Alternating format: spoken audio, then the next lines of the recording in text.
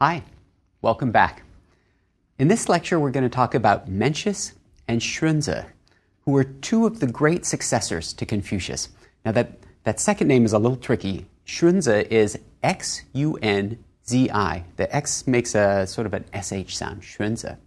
Both Mencius and Xunzi accepted the main precepts of Confucianism, but they disagreed on several issues, including, most memorably, whether human nature was basically good or basically bad.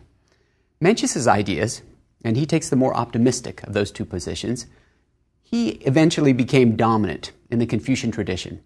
So it's a quick way to tell them apart, right? Mencius thinks that human nature is good, Xunzi thinks that it's bad. But there's more to the thought than this one idea, as important as that may be. We'll start with Mencius. He lived from about 372 to 289 BC. So he's a contemporary with Aristotle. And he lives during the time of the 100 schools of philosophy, which we talked about earlier. Mencius's life was in many ways parallel to that of Confucius.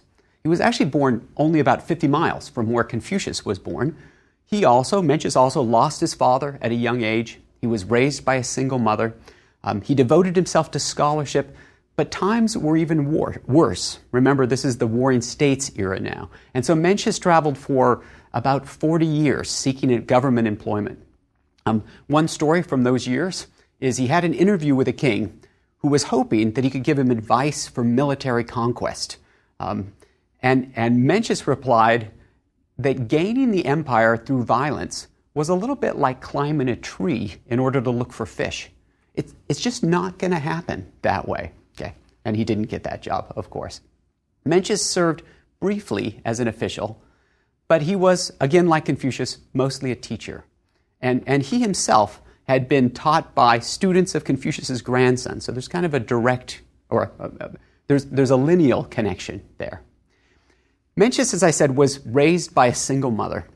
And in this course, we can use all the women that we can find. So let me talk about Mencius's mother for a little bit. She's oftentimes thought of as a role model to Chinese mothers today. So the story is that she was trying to find a place for her and her son, her young son, to live, and she found a place next to a cemetery. And then when her son would be playing, he would wail and he would pretend that he was a professional mourner there, and she said, this isn't quite the environment that I want for my son. So she moved to a marketplace. And the next thing she knew, little Mencius was playing buying and selling and arranging goods as if he were a shopkeeper, and she said, that's not exactly what I want either for my son. And so she moved a third time to a home next to a school. And then Mencius would play school, teacher and student, and he would pretend to read books. She said, this is the right sort of place for my son to grow up. So she was invested in his education, and that continued. There's a story once that he came home from school, and she said, so what did you learn today? And Mencius said, same as usual. And his mother, who was actually weaving at the time, something that women in Chinese homes often did, she took a knife and she slashed through the cloth that was on the loom. And her son was quite shocked by that, said, what are you doing? And she said, if you neglect your studies, if you're not taking them seriously, it's the same as me cutting cloth from the loom.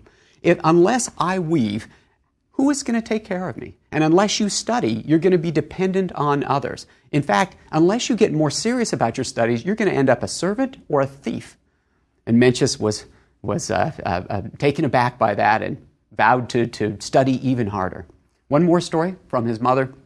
When Mencius was older and was married, he once walked into his bedroom door and his wife was there, not completely dressed, which is a sort of breach of etiquette. Remember how important ritual is for Confucian scholars. And so he left without saying anything, but he was a bit put off by that. His wife noticed that he had started treating her as a stranger. And so she went to her mother-in-law, they're living with the mother, and she said, why don't you just send me back home to my family? Because this marriage isn't working out so well. And the mother, Mencius's mother, went to talk to her son and said, it was impolite to barge in on people. Like next time, before you enter a room, why don't you make a little noise? Like you could knock or you could say something. But because you haven't behaved properly, then you blame other people. You blame your wife for not being appropriately, having the right sort of etiquette. Don't blame other people. Okay, Mencius, of course, took his mother's words to heart, became a great moralist as well. I guess the moral of these three stories is behind every great man in China is a mother. Once again, with Mencius, there's a man and there's a book. So the man's name is Mencius and the book's name is The Mencius. It's a record of his conversations, but unlike the Analects, Mencius's text offers extended arguments where he debates back and forth with his philosophical opponents, including the followers of Mozi. Remember the philosopher who talked about universal love or impartial caring. Mencius says that Mozi is wrong because morality should come from principle, not from self-interest or from utility. Remember that Mozi said if it doesn't contribute to food and clothing and shelter, then it just doesn't matter. And Mencius said, no, there are things that matter by principle. He also says, this is Mencius now, he's saying you can't love another person's family as much as you love your own. Then he's going to argue with the followers of Yang and say it's wrong to assert that self and pleasure are more important than duty and service. So Yang is wrong because he's too much on the selfish side, and Mozi is wrong as well because it's too unrealistically generous. Both of those are wrong because they deny human nature. Mencius wants his morality to be grounded in human nature, which is the subject of his most famous debate. And this is with Gaozi over whether people are naturally good or bad. Gaozi says human nature is neither one. It's sort of like water, so that people can be made to do good things or bad things. It depends on, like water can be channeled one direction to the left or to the right. It just doesn't matter. And Mencius's reply was, well, people are actually naturally good. I like your analogy, but it's more like water goes downhill, okay? And that's its natural tendency. Now, you can splash it up higher, you can keep it up with dams, but it does have a natural tendency. Okay, nice analogy. But what evidence would there be that people are naturally good?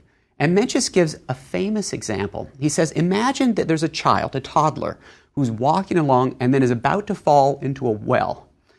Anyone who sees this situation will feel this momentary sense of panic, this sort of, as this happens. And he says, and it's not anything that's thought out or calculated. It's not that you gasp because you want to please the parents of the child or because you want to enhance your reputation for being a moral person.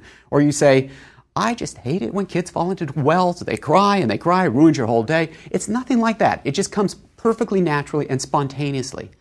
Everyone has the beginnings of morality within them. And he says there are four beginnings. There's benevolence, that's run, this sort of human-heartedness, and righteousness, propriety, which is li, ritual, and wisdom. And he says those are as natural as having four limbs, arms and legs, for everyone. Okay, when someone says that human nature is good, then it's fair to ask, why is there so much evil in the world then? And Mencius's answer is, people have good impulses, but those can atrophy if they're not acted upon, which is why education is so important in moral development. Mencius once said, the great man is one who does not lose his child's heart. So you want to feel those impulses and then nurture them and cultivate them. Natural goodness is instilled in humans by heaven, and every person has the potential to become a sage through moral cultivation, which involves both qi, which is vital energy. We'll talk more about that when we talk about Neo-Confucianism, and xin, which is one's heart-mind. In Chinese, there's just one word that means what we refer to as both heart and mind. Those go together. Mencius then offers some refinements to Confucius's political ideals. Confucius talked a little bit about the mandate of heaven.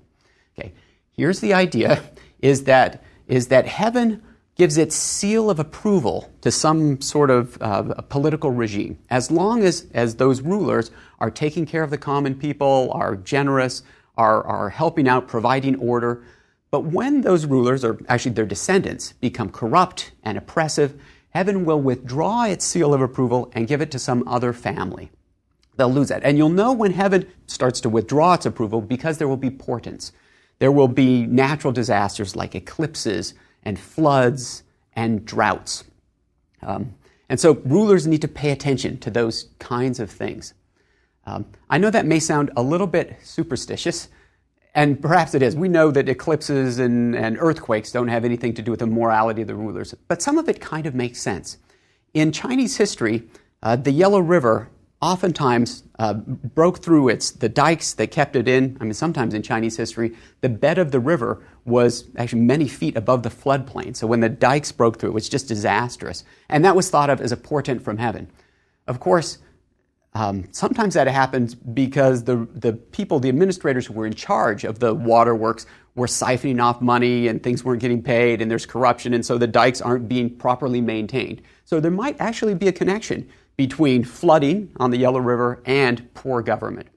It kind of makes sense. Now, Mencius takes this idea of the mandate of heaven and he takes it a little further by talking about the other part of that, which is when heaven gives its seal of approval to another family, that new person or family is justified